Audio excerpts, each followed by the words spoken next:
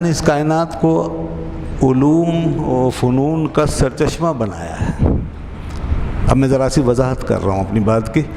अल्लाह ने इस कायनात को, इसके एक एक ज़र्रे को उलूम और फ़नून का सरचश्मा बनाया है। इसके अंदर अल्लाह ने बेशुमार उलूम रख दिए। जितने भी उलूम हैं वो सब कायनात के अंदर से बरामद होते हैं। ज़र्रों से निकलते हैं, कतरों से निकलते हैं, पहाड़ों से निकलते हैं, पानियों से निकलते हैं, चाँद सूरज सैयारों से निकलते हैं, सितारों से निकलते हैं, मौसमों से निकलते हैं, हर चीज़ से, हर चीज़। यही है ना साइंस। तो दरियाफ्त जो ये हो रहे हैं उलूम, ये सब कायनात के अंदर से हो रहे हैं। और इंसान को इन उलूम तक रसाई के लिए एक चीज़ दी है अल्लाह ने, सिर्फ इंसान को, किसी और को नहीं दी, सिर्फ इंसान को दी है, और वो है शऊर। उसका नाम है शऊर, कॉन्शियस माइंड। ये जो शऊर है आपका, ये दो चीज़ों के मजमूए का नाम है। ये एक मजमूई गोया कैफियत है। दो चीज़ें मिलती हैं ना हमारे अंदर, तो उससे शऊर बनता है, जो हमें इल्म हासिल करने के लिए दिया गया है और कायनात की खोज लगाने के लिए दिया गया। तो वो दो चीज़ें क्या हैं जो हमारे शऊर को बनाती हैं और शऊर की तरकीब के अंदर शामिल हैं? उसमें एक अकल है और दूसरे हवास। अकल और हवास ये दोनों जब मिलते हैं और मिलकर इंटरेक्शन करते हैं दोनों, तो जहाँ ये मर्ज करते हैं दोनों, वहाँ शऊर बनता है। इसको शऊर कहते हैं। शऊर के ज़रिए से हमारे अंदर एक समझ पैदा होती है, चीज़ों को समझने की सलाहियत पैदा होती है। लेकिन उसके बाद फिर हमें इस शऊर को लेके जाना होता है कहाँ? कायनात के उलूम की तरफ। इससे हमें उलूम की खोज लगानी है। तो वो कैसे लगती है? उसके लिए हमें फिर एंगल सेट करने पड़ते हैं। इल्म कब बनता है? अभी इल्म का नंबर नहीं आया, अभी सिर्फ शऊर के मरहले में आप दाखिल हुए हैं। इल्म कब बनता है? इल्म जब बनता है जब आपके शऊर का और कायनात का एक ज़हनी राब्ता होता है। जब ये सब्जेक्ट और ऑब्जेक्ट दोनों एक ख़ास डायरेक्शन में आते हैं। सब्जेक्ट से मुराद शऊर, ऑब्जेक्ट से मुराद ये कायनात। जब एक ख़ास डायरेक्शन में आते हैं तो इल्म बनना शुरू होता है। तो वो जो डायरेक्शन है ना, वो एक एंगल होता है। वो एंगल, जब वो एंगल सेट होता है तो इल्म बनना शुरू हो जाता है। अगर एंगल ना हो, यानी ये दोनों एक डायरेक्शन में ना हो, और हमारे इस सब्जेक्ट का उस ऑब्जेक्ट से ताल्लुक़ ना हो, और शऊर जो है वो कायनात से न जोड़े, न उससे मरबूत हो सके, तो इल्म नहीं बन सकता। इल्म जब ही बनेगा जब कायनात या ऑब्जेक्ट वो हमारे शऊर से मुताल्लिक़ होंगे, यानी हम उसको वैसा देखेंगे जैसी वो है। अच्छा, वो कैसी है वो पता नहीं, उसमें हज़ारों पहलू हैं। तो अब जब एक एक पहलू को हम लेंगे उसके, तो फिर वो इल्म बनना शुरू हो जाएगा। और वो जब ही होगा जब एक एंगल सेट होगा और वो फिर एक पहलू तक हम पहुँचे। मिसाल के तौर पर एक डॉक्टर, एक हकीम जब मेडिकल साइंस के नुक्ता नज़र से, तिब्बी तहकीक के नुक्ता नज़र से अपना शऊर लेके चलता है, और तिब्बी नुक्ता नज़र से और सेहत के नुक्ता नज़र से कायनात पे नज़र डालता है, तो उससे मेडिकल साइंस का इल्म बरामद होता है। अब उसका शऊर जो है वो उसे हमेशा मेडिकल साइंस का इल्म देता रहेगा। वो कायनात की जिस शय पे नज़र डालेगा सेहत के नुक्ता नज़र से कि ये चीज़ इंसानी सेहत के लिए कितनी मुफीद है और कितनी नुकसान है, तो जिस चीज़ पे भी नज़र डालेगा उससे एक मेडिकल साइंस निकल आएगी, उससे इल्म तिब निकल आएगा।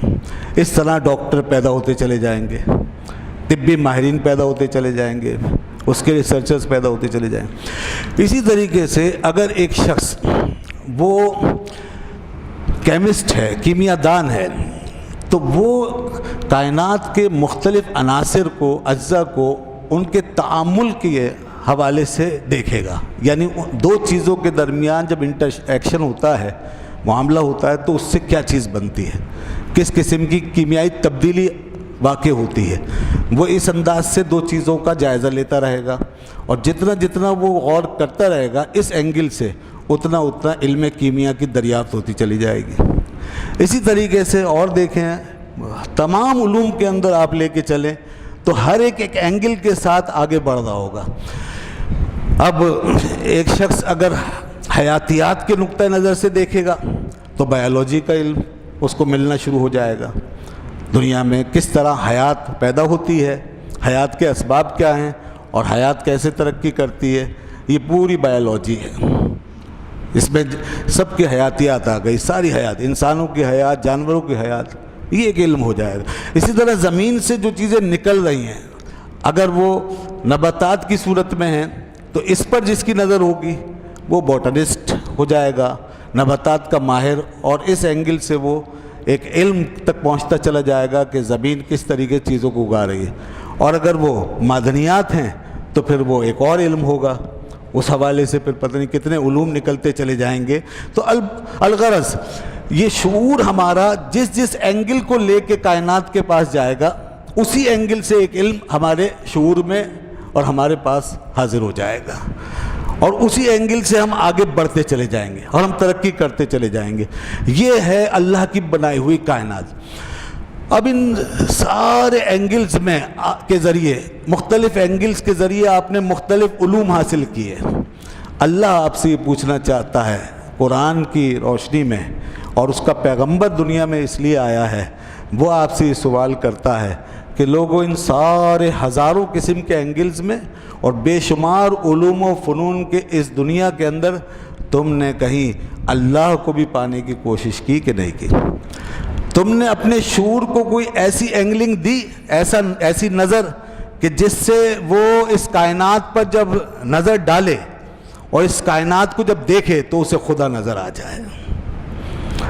اگر تم نے یہ کام نہیں کیا تو تم سارے علوم بھی کھود کے نکال لو تو بھی تمہیں خدا نہیں ملے گا. اور یہی وجہ ہے جن لوگوں کو خدا نہیں ملا اس کی وجہ یہ ہے کہ انہوں نے وہ اینگلنگ حاصل نہیں کی، انہوں نے وہ نظریہ اپنایا نہیں، انہوں نے خدا کو جاننے اور پہچاننے کی کوشش نہیں کی، اسی لیے ساری زندگی انکار کرتے چلے گئے. آج جیسے سوال پیدا ہوتا ہے نا بہت سے ذہنوں میں کہ اتنے پڑھ لکھ کر بھی خدا کو نہیں مانتے، اتنے سمجھدار ہو کے، اتنے علم پڑھ کے، دنیا کو پڑھا کے چلے گئے، اتنے بڑے بڑے کام کر گئے مگر خدا کو نہیں مان سکتے. وجہ وہی ہے کہ انہوں نے دراصل کائنات کو اس نظر سے دیکھا ہی نہیں. انہوں نے کائنات کو اسی طرح دیکھا جس طرح آج سے 1500 سال پہلے ابو جہل اور ابو لہب دیکھ رہے تھے. یعنی جس طرح ان کا یہ اینگل کبھی نہیں بنا، انہوں نے قبول نہیں کیا اور انہوں نے خدا کو دریافت کرنے کی اور ماننے کی کوشش نہیں کی، اسی طرح انہوں نے بھی کبھی کوشش نہیں کی. اس لحاظ سے قرآن نے کہا ہے بالکل جہالت کی اسی سطح پہ کھڑے ہیں جس سطح پہ اسلام سے پہلے لوگ کھڑے ہوئے تھے. اس لحاظ سے جاہل ہیں، چاہے کتنے پڑھ لکھ جائیں، اس لحاظ سے جاہل ہیں اور اس لحاظ سے وہ بالکل زیرو ہیں. تو یہ ہے وہ چیز.